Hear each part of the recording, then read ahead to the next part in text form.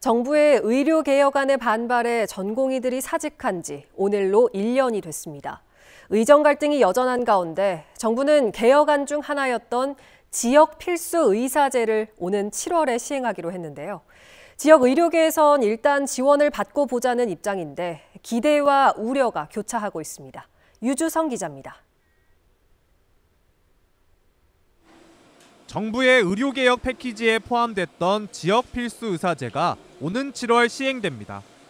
정부는 다음 달 7일까지 4개 광역지방자치단체를 선정해 응급의학과, 소아청소년과 같은 8개 필수과 전문의들의 인건비를 1인당 월 400만 원씩 지원하기로 했습니다. 의료 취약지로 꼽히는 강원도는 공모에 참여하는 것으로 방향을 잡았습니다. 도내 종합병원들도 강원도가 공모에 선정되면 필수과 전문의를 확보하는데 조금이라도 숨통이 트일 수 있을 거라는 기대가 큽니다. 특히 지역 일수로 엄청 관심이 많죠. 많이 도움이 될 것 같고. 저희도 필수 의료 의사 구하기가 이렇게 쉽지만은 않아요. 그래서 원조의료원도 적극적으로 필수 의사제 구인을 활동을 해야 되기 때문에. 실제 강원도에선 초임 간호사가 지역 의료원에서 3에서 5년 동안 근무하면 매월 최대 60만 원의 근속 장려금을 지급하는 제도를 운영해 효과를 봤던 사례도 있습니다.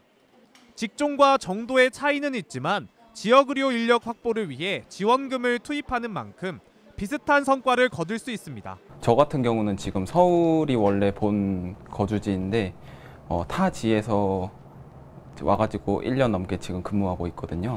타지에서 되게 다양하게 오시는데 좀 정착하는 데 도움이 되지 않았나 싶습니다. 하지만 이런 식의 지원금 살포가 급한 불을 끄는 데 도움을 줄 수는 있어도 결국 근본적인 해결책이 되지 못할 거라는 의견도 적지 않습니다.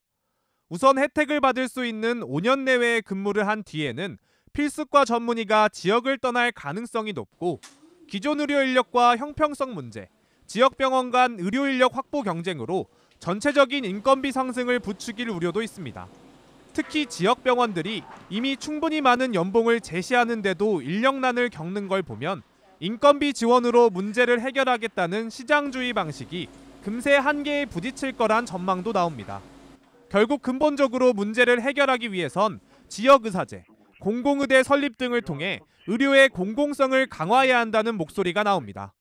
지역에 의무적으로 적어도 한 10년 근무하는 대신에 여러 가지 혜택을 주고 공공의대를 별도로 설립해서 거기에 필요한 의사들은 별도로 양성해서 공공병원에는 안정적으로 의사가 좀 공급될 수 있도록 하는. 정부가 처음으로 시도하는 지역 필수 의사제가 얼마큼의 성과를 거둘지, 또 이번 경험을 발판으로 앞으로 더 나은 제도를 마련할 수 있을지 기대와 우려가 교차하고 있습니다. MBC 뉴스 유주성입니다.